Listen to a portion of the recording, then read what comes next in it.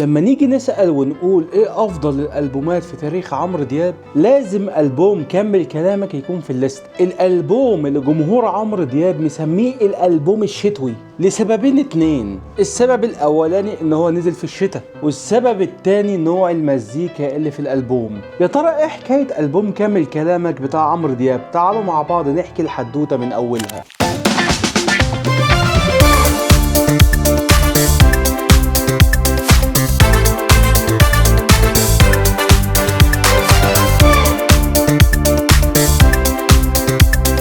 قبل ما نغوص في تفاصيل ألبوم كمل كلامك لازم نفهم حاجة. ليه دايما بنسمع تعبيرات زي ده ألبوم صيفي أو ده ألبوم شتوي؟ هي الموسيقى ليها فصول زي الجو؟ الحقيقة ان التصنيف ده مش هزار، ده مرتبط بالإحساس اللي بتوصله لك الأغنية. يعني مثلا الموسيقى الصيفية بتبقى خفيفة سريعة وراقصة، ألوانها فيها بهجة كده زي الريجي والدانس هول.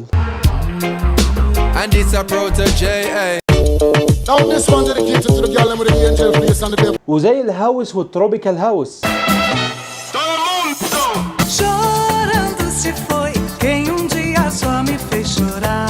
موسيقى عايزاك تتحرك وتنزل البحر او تتسمع في المصيف على الشط كده، ولازم تبقى اغاني فريحي. في الاخر احنا قاعدين على البحر مروقين. طب الموسيقى الشتوي بقى بتبقى اهدى كده، فيها شجن ودراما، بتتكلم عن الحنين او الفراق. لازم تلاقي فيها بيانو وكمانجات كتير، برضو جيتار لاتيني بس حزين.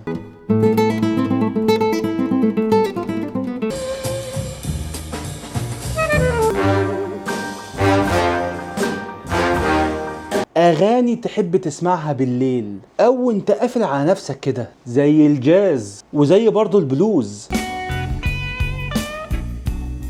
عارفين موسيقى الجاز والبلوز دي اساسا اتعملت ليه؟ عشان الافريكان امريكان كانوا عايزين يعبروا عن وجعهم.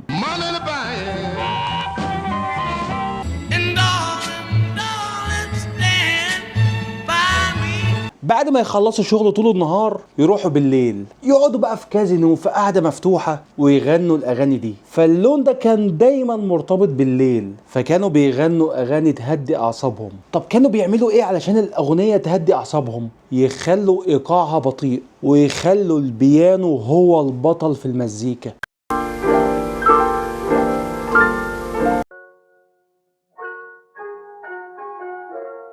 ايوه يا جماعة، البيانو ده يعتبر الآلة رقم 1 في الموسيقى الشتوية او الليلية. في فرنسا بقى كان مين البطل في الاغاني الشتوية؟ الاكورديون. فرنسا تعشق الاكورديون بتاع بالموزيت صيف او شتاء. بس كانوا بيعملوا ايه بقى؟ بالليل او في الشتاء كانوا بيعزفوا الاكورديون بطريقه دراميه شويه. يعني الموسيقى الشتويه جاز وبلوز بس؟ لا طبعا، في انواع كتير. عندك في كوبا مثلا البوليرو، الموسيقى بتاعته تعتبر شتويه. عندك مثلا الفادو البرتغالي، موسيقى بيعتبروها شتويه او ليليه، لان الموسيقى دي الاغاني فيها لازم تكون دراميه. خلاص بقى ابو صلاح جبت لنا برد، تعالوا بقى نخش على الالبوم. الالبوم نزل يوم 7/12/2005، يعني في عز الشتاء. البوستر بتاعه كان بسيط جدا، خلفيه سودا، عمرو لابس بدله كلاسيك حتى من غير جرافات، ووشه هو اللي باين وباصص في الكاميرا، حاجه كلاسيك. البوستر نفسه عايز يوصل لك رساله، انت هتسمع البوم رايق. قبل ما ابدا الحلقه دي احب اوجه الشكر لعبد الله ازار، مصدري في الحلقه دي. الراجل ده يا جماعه مش مجرد صحفي، الراجل ده معجون في مزيكه عمرو دياب. اي حد عايز يفهم البومات عمرو دياب انصحه يخش على الفيس بتاعه يقرا البوستات بتاعته. كمل كلامك، كلمات امير طعيمه، الحان ناصر المزداوي، توزيع طارق مدكور. بدات الاغنيه باكتر من حاجه مع بعض، جيتار الكتريك،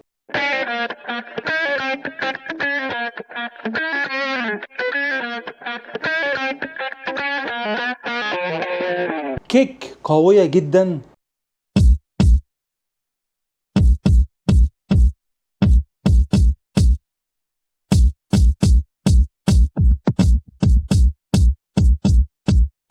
مع جيتارات.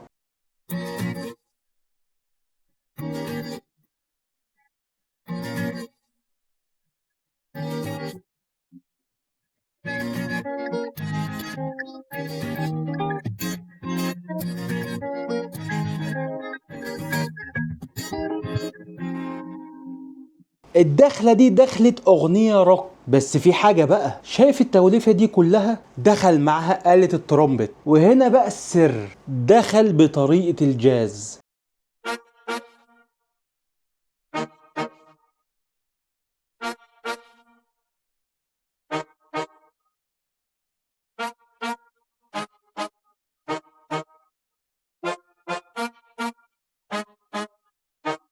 يعني افتتاحية الألبوم حاجة ميكس كده، روك مع جاز. ما هو لازم يبدأ لك الألبوم بحاجة فريحي، بس هنحط لك الجاز في النص كده لأنه ألبوم شتوي. يعني الترومبت ده مرتبط بالجاز بس؟ لا طبعا، برضه مرتبط باللاتين بوب، بس هنا أنا وصل لي إحساس الجاز أكتر، ودي عبقرية من طارق مدكور. كل الناس في الوقت ده كانت شغالة على الار ام بي، حلبوا الار ام بي. هنا طارق مدكور قال لك لا، أنا هبدأ الأغنية تقيلة زي أغاني الروك، وبعدين بتبتدي الايقاعات تدخل واحده ورا التانيه. ودي مدرسه طارق مدكور، ما يدخلكش كل حاجه مع بعض، يطلعك السلم واحده واحده. ليه هو بيعمل كده؟ هو عايزك تركز في كل تفصيله في التوزيع وتفهم ايه الالات اللي موجوده. بعد ما انت فهمت الالات اللي موجوده يروح مدخلهم مع بعض، ويخش عمرو دياب يقول كمل كلامك اللي لادي معاك انا، كمل كلامك اللي لادي معاك انا. نفهم من الدخله دي ايه بقى؟ ان هو سهران بالليل، الليله دي معاك انا. طب ايه العلاقه يا ابو صلاح؟ بطل فتي. هقولك على حاجه، احنا مش اتفقنا ان الالبوم ده شتوي او ليلي؟ واتفقنا ان دخلة كمل كلامك فيها جاز، والجاز ده بيتسمع امتى؟ بالليل. وبرضه هتلاقي السكند فويس لعمرو دياب، كمل كلامك اللي لادي معاك انا، كمل وقول يا كل عمري يا انا. بيغني نفس الجملة بس بطبقة تانية. واحنا شرحنا قبل كده يعني ايه سكند فويس في ألبوم ابتدينا. هحاول الخصها لك. عمرو بيغني على خطين اتنين وبيدمجهم مع بعض عشان يملى الصوت ويخليه لك اغنى وادفى. المهم بقى في تفصيله انا بحبها في الاغنيه دي، عمرو لما بيقول كل كوبليه الجيتار بيرد وراه، ده طبعا في البدايه، زي ما يكون في حوار بين عمرو دياب والالات. كمل كلامك اللي لادي معاك انا، كمل وقول يا كل عمري يا انا. بعديها بنلاقي الجيتار سكت، وبقى اللي يرد على عمرو دياب الترومبت، كلمة بحبك، كلمة حبيبي، اه يا حبيبي لو قلتها لي.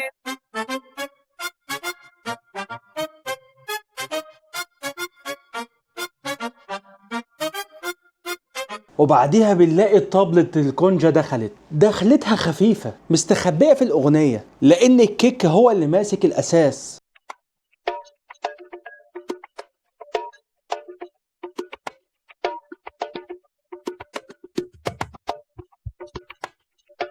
طيب هو ليه حطها؟ اولا هي بتملى الفراغات اللي في الايقاع، ثانيا تحسسك ان الاغنيه دافيه وفيها الات طبيعيه موسيقيه مش كله الكتروني. وبعديها بنلاقي عمرو دياب يقول يا شاغلني لالا. في بقى شغل كتير بقى في الحته دي. اولا الترومبت صوته بقى اوضح وما بقاش بيرد بس، ده بقى بيقول جمل اطول وفيها صعود ونزول.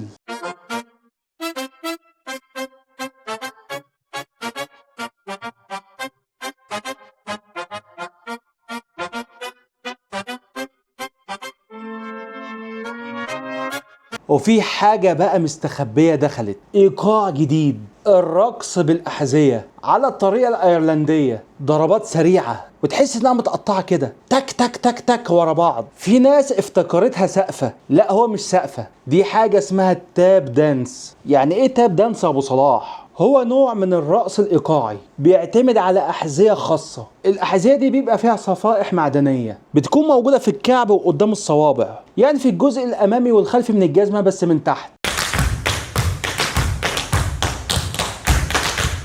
كل ما الراقص يضرب رجله في الارض تسمع صوت تك. طيب جذورها ايه بقى؟ افريقية مش ايرلندية. في امريكا وقت العبودية الافارقة كانوا بيعملوا رقصات باجسامهم ورجليهم في الافراح بتاعتهم. مين بقى اللي كان موجود في امريكا وقتها؟ شوية ايرلنديين شافوا الافارقة بيعملوا كده اتجننوا، بس طبعا ما كانوش بيلبسوا جزم، كانوا بيخبطوا رجلهم في الارض. المهم الايرلنديين لما رجعوا بلدهم خدوا معاهم الايقاع ده وحبوا يطوروه، فعملوا لهم جزم خاصة بالرقص تكون فيها الصفائح المعدنية دي. ما هو مش هيقعد يدب برجله حفلتين وهتلاقيهم اتكسحوا. مين بقى اشهر الراقصين في التاب دانس؟ فريد أستر كان اشهر راقص تاب دانس في السينما وقتها، طبعا في القرن العشرين.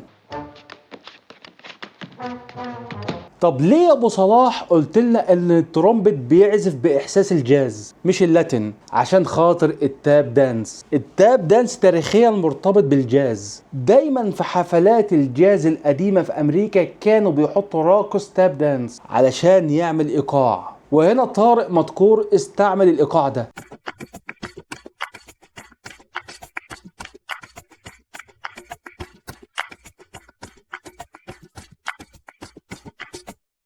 يبقى اذا الاغنيه فيها جاز، يبقى الترومبت بيعزف بطريقه الجاز. ونلاقي عمرو دياب بدا يقول يا لا لا لا لالي، يا لا لا لا لالي، يا لا لا لا لالي، يا لا لا لا لالي. ودي حركه عمرو دياب بيحب يعملها، والموزعين بيحبوا يستعملوا الصوت عمرو دياب كآلة موسيقيه. عمرو بقى هو اللي بيسند الترومبت مش الترومبت اللي بيسنده. وبعديها بيتكرر السولو الاولاني تاني اللي هو دخلة الجيتار الالكتريك، وبيكمل عمرو دياب غنى ويرجع يقول يا شاغلني لالا، والتاب دانس يدخل. ونلاقي في الاخر طارق مدكور عمل حركة ذكية جدا، خلالك الاغنية روك صريح، عمل لك سولو بالجيتار الالكتريك روعة.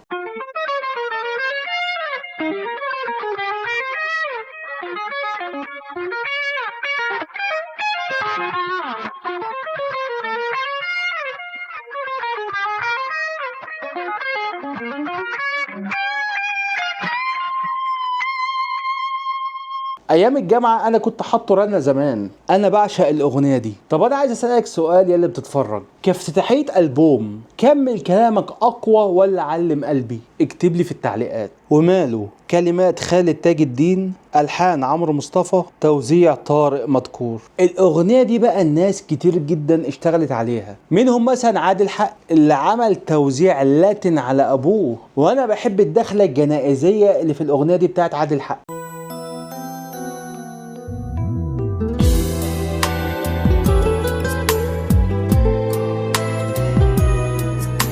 برضه نادر حمدي اشتغل على توزيع الاغنيه دي، بس نادر عمل حاجه عمرو دياب احتفظ بيها، دخلة البيانو.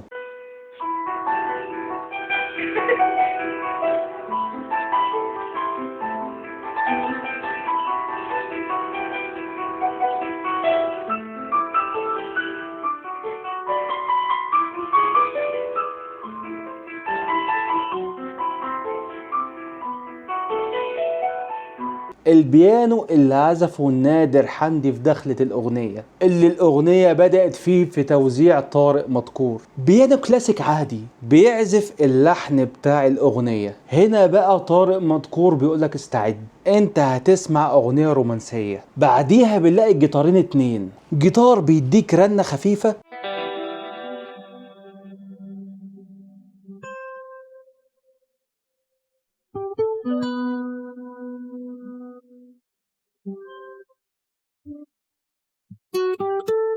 وجيتار ايقاعي. الجيتار الايقاعي ده عامل لك ارضيه ناعمه للاغنيه، ايقاع خفيف.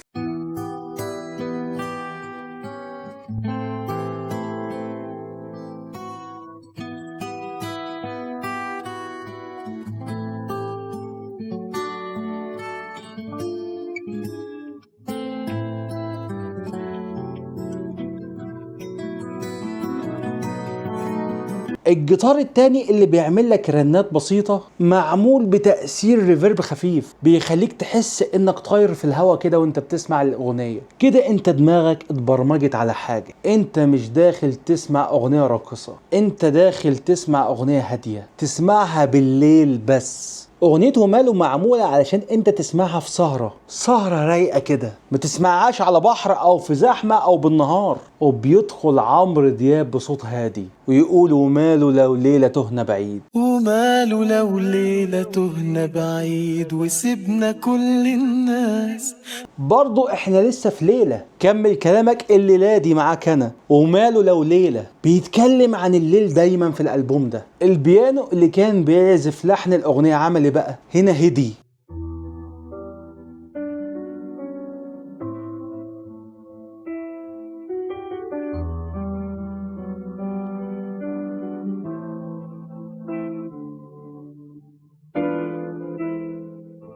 والجيتارات هديت شوية علشان تسيب مساحة لصوت عمرو دياب، لأن عمرو داخل هادي فلازم كل حاجة تهدى معاه. بعديها بنلاقي الإيقاع دخل، إيقاع السوفت روك.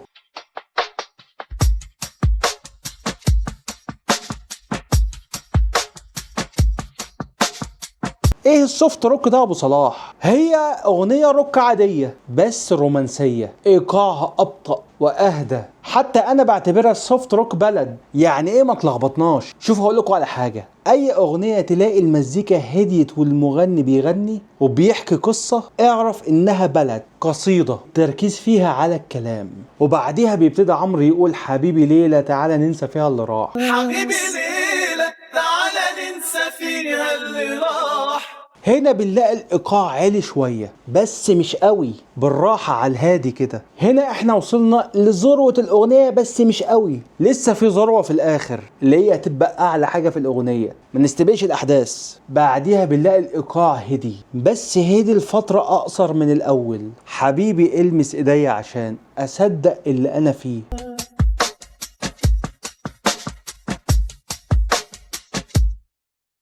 حبيبي المس ايدي عشان اصدق اللي انا فيه.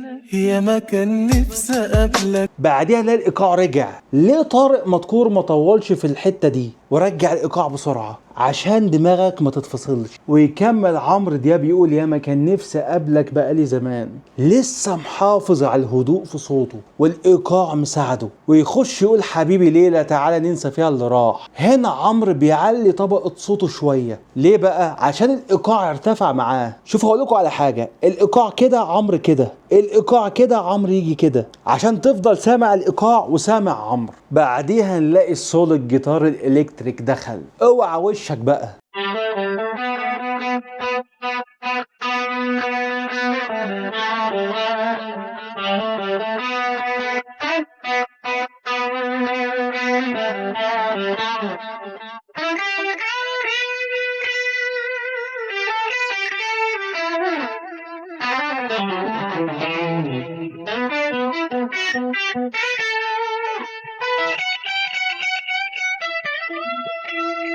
ذروة الأغنية من وجهة نظري. السولو اتعزف بقى بطريقة جديدة، سلو روك بلد. مين بقى اللي كان مشهور بالسولو ده؟ ديفيد جيلمور.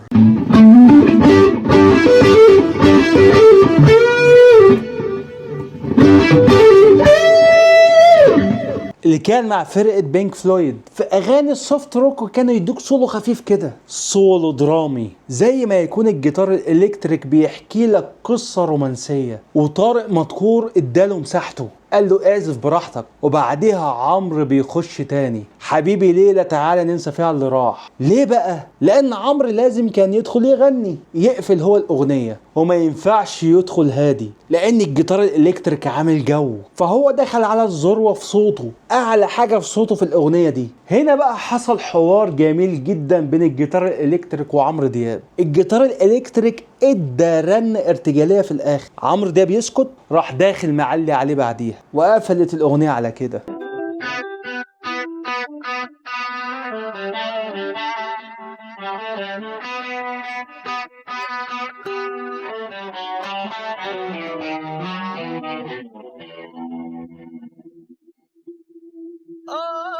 حبيبي جاي اجمل سنين. برضو عايز اسألك سؤال يا اللي بتتفرج، من وجهة نظرك ايه الاحلى، اغنية وماله ولا اغنية معاك قلبي؟ اكتب لي في التعليقات. بالمناسبة عايز اقول على حاجة، في ناس كتير جدا بتتفرج بس مش مشتركة في القناة. يا عم اشترك واديني لايك حلو زيك كده. وحكايتك ايه؟ كلمات أمير طعيمة، ألحان محمد رحيم، توزيع طارق مدكور. الأغنية بدأت بتخبيط خفيف، أنا معرفش على ظهر الجيتار أو على ترابيزة،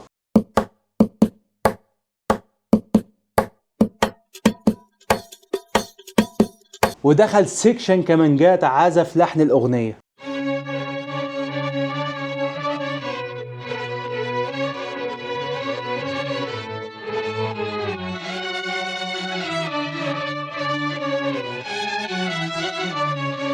ويخش عمرو دياب وراه يقول وحكايتك ايه يلي، وحكايتك ايه يلي زي الملاك وتمل. الكمانجات هنا لسه بتعزف بس هديت عشان صوت عمرو يبان.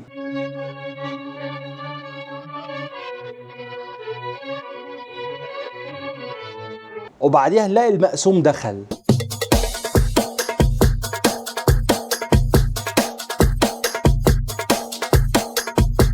ويكمل عمرو دياب غنى. الأغنية دي لحنها بسيط جدا، هي جملة لحنها واحدة بس جملة جميلة. وبعديها نلاقي السولو دخل، الجيتارات في الأول بيرد وراها مين بقى؟ آلة البوزو. يبقى ده مقسوم يوناني اللي عمرو دياب معودنا عليه. عمرو يعشق المقسوم اليوناني.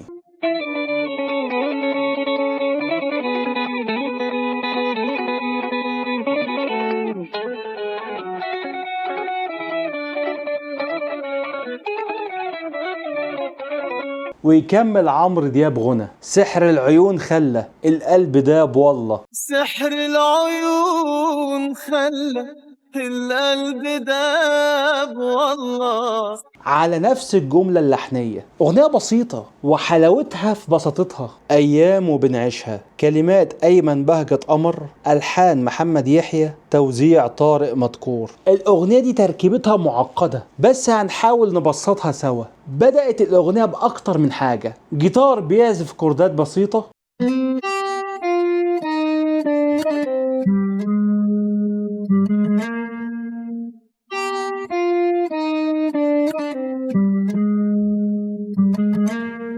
في نفس الوقت معاه جيتار إيقاعي.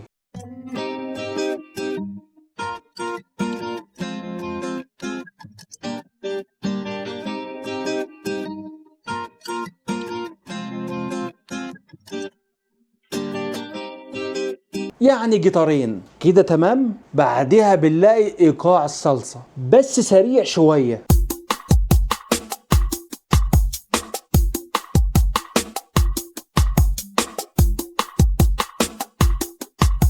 في الخلفية بقى بنلاقي طبلة الكونجا، حاجة كده في منتهى التعقيد والعبقرية في نفس الوقت. ليه بقى؟ شايف الآلات دي كلها؟ طارق مدكور عرف يعمل بينهم هارموني ويخليك الأغنية سلسة. الأغنية دي عاملة زي إيه؟ أو مش عاملة، هي تعتبر من أغاني المورنة. إيه أغاني المورنة دي يا أبو صلاح؟ بص يا ريس، المورنة هو نوع أغاني اتولد في الراس الأخضر، كاب فيردي. بتعتبر هناك البلوز بتاعتهم لأنها مليانة شجن وحزن. حتى الموسيقى دي بتتغنى باللغة الكاريولية. ما تلخبطناش يا أبو صلاح، إيه اللغة دي؟ ميكس بين اللغة البرتغالية واللغة الأفريقية.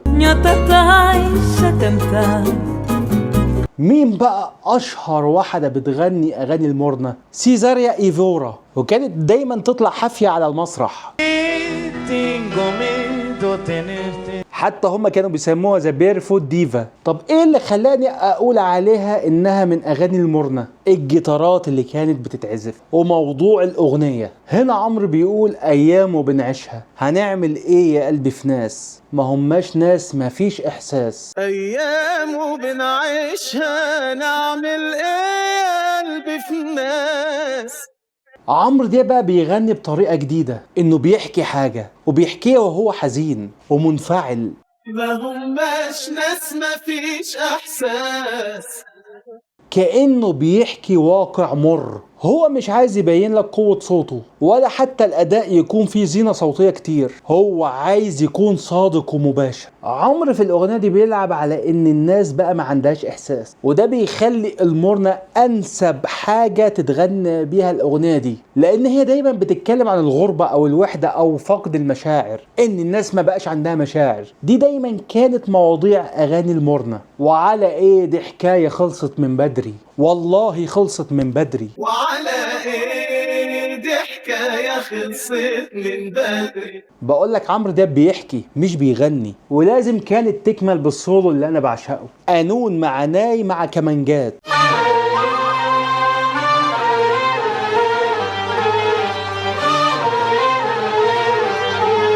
ادي وجع من هنا للصبح. الكمانجات بتعزف لحن حزين كأنها بتعيط مع الناي، رمز الحزن الشرقي. هو والقانون رمز الشجن. وعمرو دياب بيكمل غنى، وعلى ايه دي حكاية خلصت من بدري. صوته بقى شبه الراوي اللي بيقفل لك قصة. هو خلاص حكى كل حاجة، ما بقاش عايز يحكي تاني. هو مستسلم للواقع اللي احنا عايشينه. الله لا يحرمني منك. كلمات أمير طعيمة، ألحان عمرو مصطفى، توزيع طارق مدكور. نخش بقى على الأغاني الفرايحي، الدانس هول. بتبتدي الأغنية بجيتار بيديك تمهيد،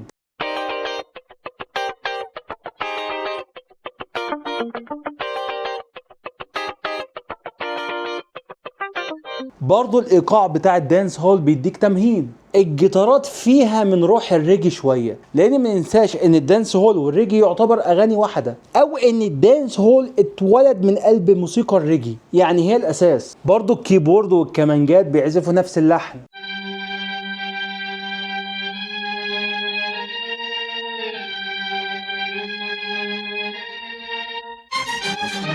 بيسندوا بعض عشان يديك احساس ان اللحن مليان. ونلاقي الايقاع بتاع الدانس هول دخل. بس اقولك على حاجه، هو مش دانس هول صريح، هو اقرب للايقاع الجامايكي.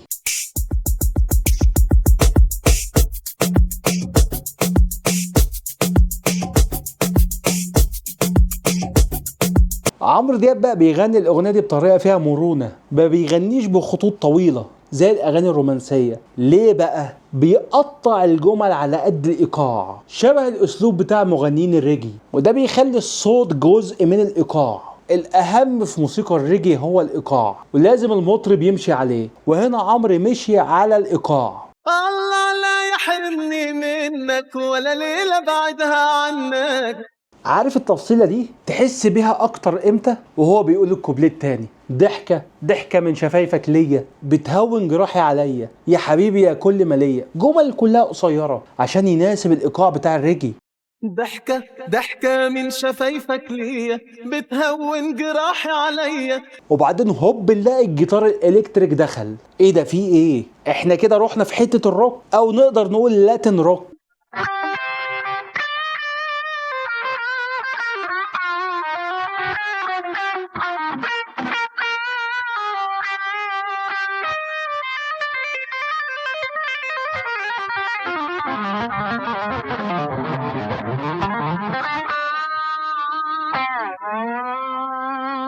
شوف هقول لكم على حاجه، المزيكا دي عامله بالظبط زي طبق الحلويات. احنا عندنا جينا كيكه، لو حطيت عليها تفاح هتقول لك لا؟ مش هتقول لك لا. بلاش عك يا ابو صلاح، انا اسف انا اسف. قدام عيونك، كلمات خالد تاج الدين، الحان عمرو مصطفى، توزيع عادل حق. من ساعة ما اعلنت ان انا هعمل البوم كمل كلامك، دي اكتر اغنية انطلبت مني. بص هقول لكم على حاجة، الاغنية دي انا بعتبرها من روائع عمرو دياب في تاريخه، مش في الالبوم ده، في تاريخه كله. اقول لك على حاجة، لو قلت لي يا ابو صلاح حط لي اكتر 10 اغاني انت بتحبهم لعمرو دياب في تاريخه، الاغنية دي هتكون منهم، وهتكون في مرتبة عالية. عادل حق عمل عظمة في الاغنية دي. الاغنية دي صعبة جدا جدا في تحليلها وتوزيعها. ركز معايا، بداية الاغنية درامز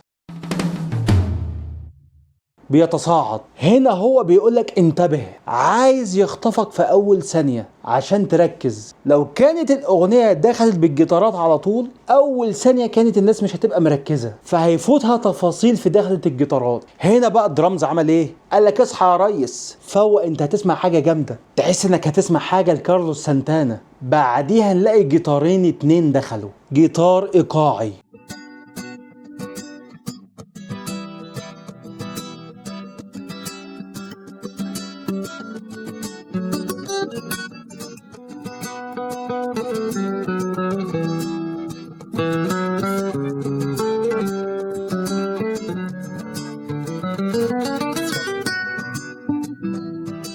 والجيتار التاني جيتار سولو.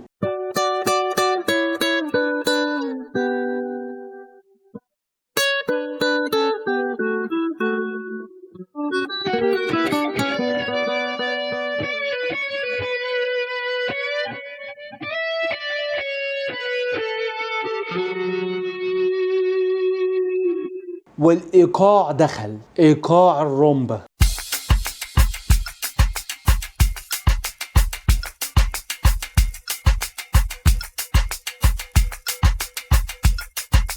والجيتار الايقاعي بقى بيعمل ايه؟ بيسند الايقاع بتاع الرومبا. الجيتار ده بقى هو الاساس اللي بيديك الاحساس بتاع الفلامينكو.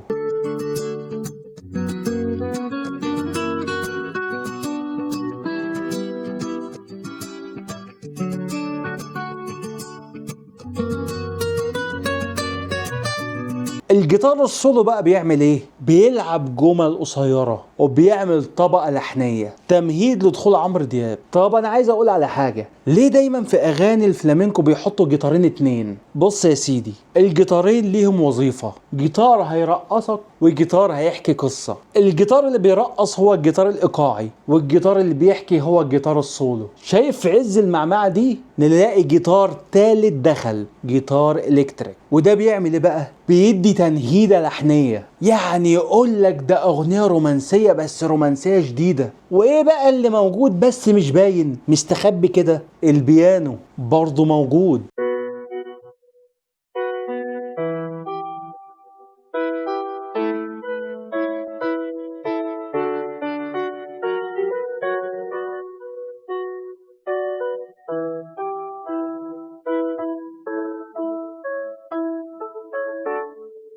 وده من روح الاغاني بتاعت الرومبا. طيب هو ليه مش باين؟ عادل حقي عايزك تركز في الجيتارات وفي نفس الوقت ما يقدرش يستغنى عنه، لانه من الاساس بتاع اغاني الرومبا. تحس ان البيانو ده بيخيط المزيكا، انت مش شايفه بس هو رابط الحاجة ببعضها. انت شايف الدخلة فيها كمية حاجات عاملة ازاي؟ ويخش عمرو دياب يغني قدام عيونك لقيتني، صوته واخد الطابع الحنين. قدام عيونك لقيتني بقول يا ريتني افضل معاك. ونلاقي المزيكا كلها هديت معاه بس لسه الجيتارات موجودة. ونلاقي في حاجة دخلت، عادل حق يحب يدخلها دايما في اغاني الدراما، الكمانجات.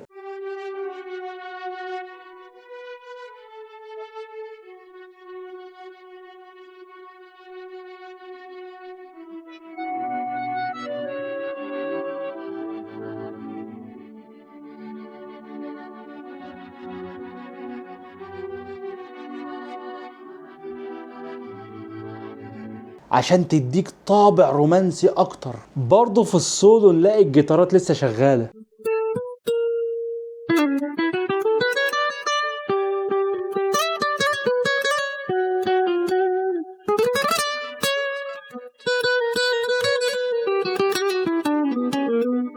وعمرو دياب يكمل غنى من يوم ما شفتك بعيني مشغول يا عيني. يا سيدي على الروقان. مشغول يا عيني دايما كده. وفي اخر الاغنية نلاقي ملحمة جيتارات بقت مع بعض، ملحمة عمرها ما اتعملت في اغنية عربية قبل الالبوم ده. جيتار الكتريك صارخ.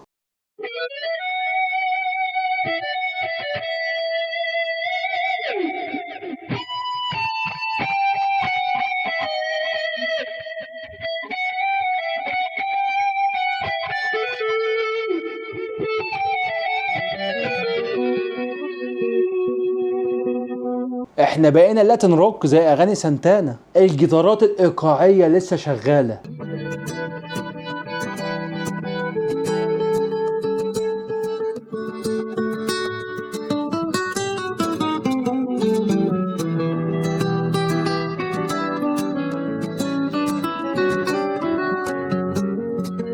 والبيانو شغال بس في الخلفية كده. احنا محافظين على ايقاع الرومبا. ويخش عمرو دياب يغني بالكورال في حتة بقى انا بعشقها في الاغنية دي. انا مش عارف دي ارتجالية ولا هم متفقين عليها. الجيتار اللي عمل اخوان سيرو. ما ننساش يا جماعة ان اخوان سيرو هو اللي عزف الاغنية دي.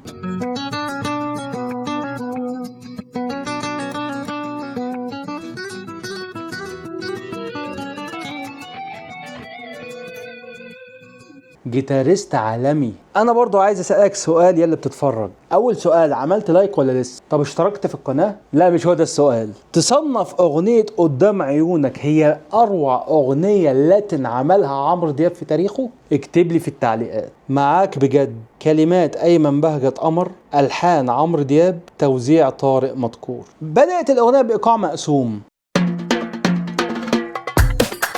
اغنية مقسوم عادي، معاها كيبورد بيتعزف.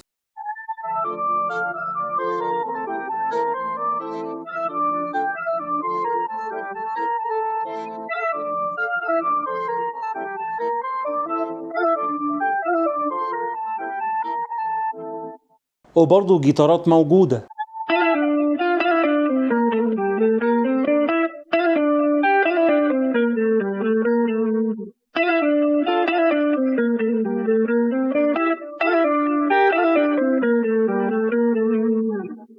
البطل في الأغنية دي هي كلمات أيمن بهجت قمر الساخرة. أنا كنت مآمن ومسلم بوعودك ليا، كلامك حلو ومترتب ومأثر فيا. أنا كنت مآمن ومسلم بوعودك ليا. يعني من الآخر واحد كان مستقرد التاني. معاك بجد كان قلبي طيب، ما قلتش أنا غير حاضر وطيب، وانت غاوي وعود في الهوا، كل سنة بقى وانت طيب. كل سنة بقى وانت طيب. الأغنية مش محتاجة شغل كتير في التوزيع، أغنية بسيطة زي ما أنا قلت. أيوة أنا عارف. كلمات بهاء الدين محمد، ألحان عمرو دياب، توزيع فهد. تحس إن أنت قاعد في كازينو بالليل، والكازينو هادي خالص والدنيا ضلمة شوية، وفي فرقة جاز موجودة وبتغني الأغنية دي، وأنت عيني قاعد بتتقطع. بدأت الأغنية بالبيز،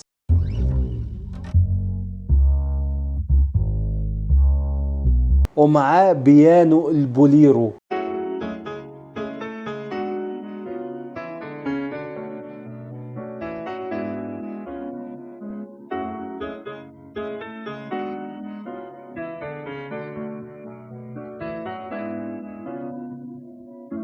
وداخل يعزف كوردات تقيلة. والاسلوب ده مشهور جدا في اغاني البوليرو الكوبية. الضربات فيها بتحس انها تقيلة، كأنه ايقاع قلب موجوع، مع جيتار كلاسيك لاتيني برضه بيعمل جمل قصيرة وناعمة.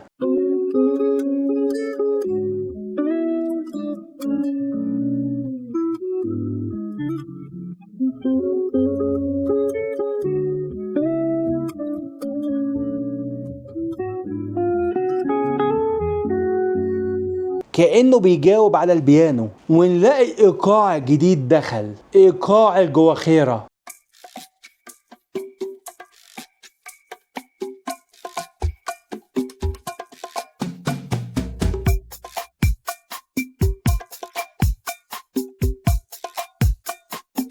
ايه الايقاع الغريب ده ابو صلاح؟ احنا مش قلنا ان البوليرو كوبي؟ ده برضو ايقاع كوبي، جاية من كلمة جواخيرو معناها الفلاح في كوبا، لان الموسيقى دي كانت موسيقى شعبية عند الفلاحين.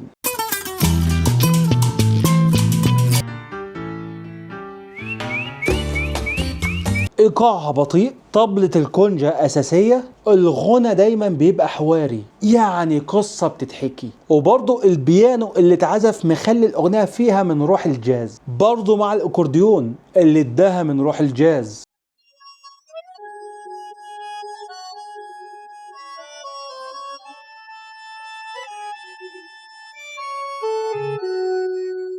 شوف الجاز والبوليرو قريبين قوي من بعض، فانت ممكن تقول عليها بوليرو او جاز. ايوه انا عارف ان كلامي عليها كتير. بداية اعترافية، كأنه بيكلم نفسه او بيكلم الناس حواليه.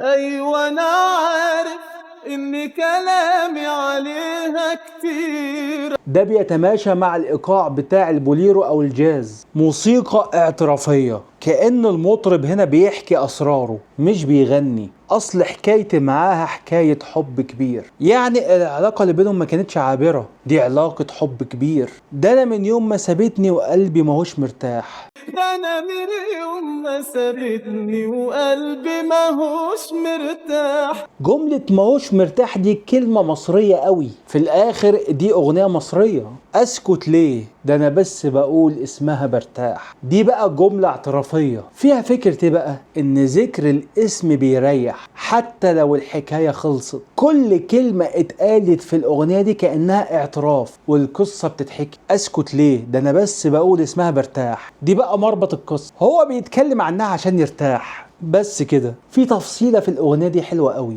والسولو بيتلعب نلاقي عمرو دياب قال أهات خفيفة.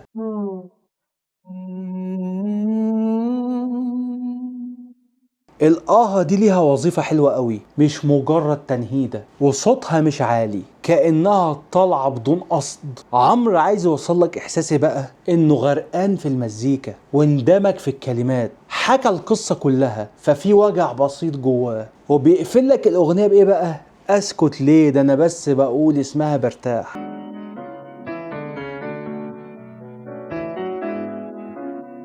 اسكت ليه ده انا بس بقول اسمها برتاح.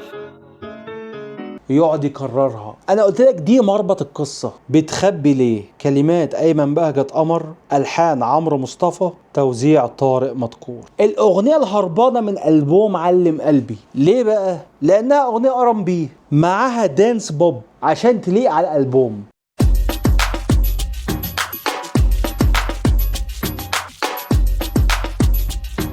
مع الجيتار بيعمل رنه خفيفه.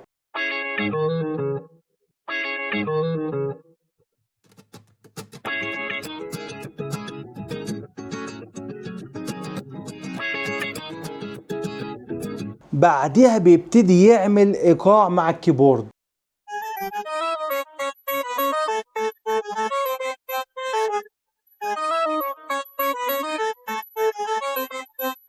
ويبتدي عمرو دياب يغني بتخبي ليه، والجيتار شغال يدي نفس الرنة. طب ليه هي الرنة دي موجودة؟ عشان تميز الأغنية، يتعمل لها هوية. الرنة دي هي هويتها. في حتة في الأغنية دي طول عمري أنا بحبها، لما عمرو دياب يغني ويقول روح لوم عينيك هي اللي نادتني. المزيكا كلها بتهدى. طارق مدكور اندمج مع صوت عمرو دياب. روح لوم عينيك هي اللي نادت لي، فخلى المزيكا كلها تهدى والبطل يبقى صوت عمرو دياب. أغيب كلمات بهاء الدين محمد، ألحان عمرو دياب ومحمد يحيى، توزيع عادل حق. لما نتكلم عن ألبوم كمل كلامك لازم تقف قدام أغنية أغيب أغيب. الأغنية اللي اترسمت بريشة، لوحة كده اتقسمت نصين. النص اللي على اليمين هو القاهرة ومصر، القانون. النص اللي على الشمال أسبانيا أو اللاتين. الجيتارات جيتار مع قانون، فكرة عبقرية من عادل حق. بدأت الأغنية بجيتارين،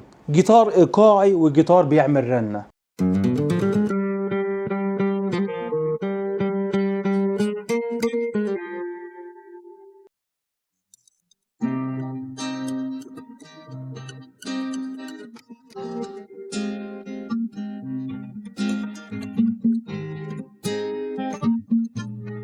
الجيتار اللي بيعمل رنة بيعمل جمل قصيرة جدا. الإحساس اللي بيعمله الجيتار ده إيه؟ إنك في نوستالجيا، حاجة حصلت وفاتت. الجيتار الإيقاعي عامل أرضية للأغنية وأرضية هادية. زي ما قلت لك قبل كده في أغاني الدراما الجيتارين ليهم وظيفة. الجيتار الإيقاعي بيعمل لك إيقاع، بيرقصك على الخفيف. الجيتار اللي بيعمل رنة بيحكي القصة، وده أسلوب قديم جدا في أغاني اللاتين بوب. لازم تحس إن في جلسة جيتارات. برضه هتلاقي في كيبورد عامل غيمة صوتية.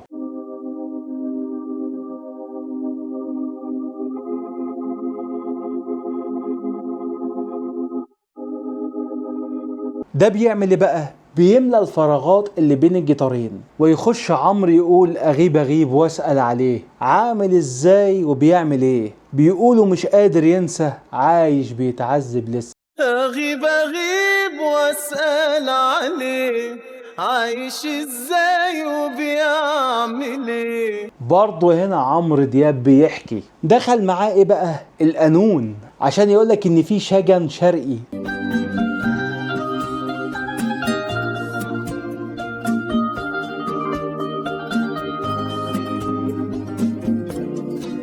القانون دخل عزف بطريقة اسمها ليجاتو، طريقة سلسة عشان ما يكسرش الجو اللاتيني، والنغمات فيها أنين كأنها بترد على عمرو دياب. أغيب وأقول ده زمان نسيني، ما هو لو ينسى هينسيني، طول ما هو فاكر هفضل فاكر. أيوة أمال أنا بسأل ليه؟ ساعات لما يبقى في اتنين سابوا بعض، واحد فيهم لسه فاكر التاني، بيخلي الطرف التاني حتى لو مش بيحبه حاسس بالذنب، وبيخليه دايما محتار وبيلوم نفسه، وبيقعد يفتكر الذكريات القديمة. في السولو بقى حصل حاجة جميلة، الجيتار والقانون ما عزفوش مع بعض، كل واحد قال جملة لوحده، الجيتار يتكلم القانون يرد عليه.